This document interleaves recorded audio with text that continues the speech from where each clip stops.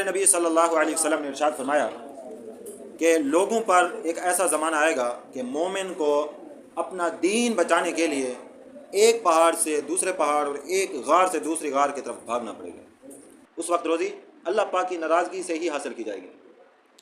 جب ایسا زمانہ آئے گا آدمی اپنے بیوی بچوں کے ہاتھوں ہلاک ہوگا، اگر بیوی بچے نہ ہوئے تو والدین کے ہاتھوں ہلاک ہوگا، اگر والدین نہ ہوئے تو اپنے رشتہ داروں اور پڑوسیوں کے ہاتھوں ہلاک ہوگا۔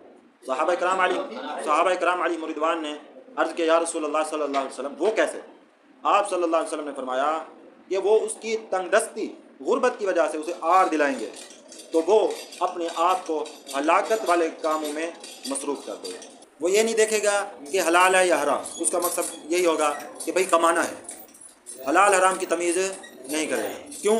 اس کو وہ جو تانے دیتے ہیں، آر دلاتے ہیں، پھر کیا ہوگا کہ وہ ڈکیٹی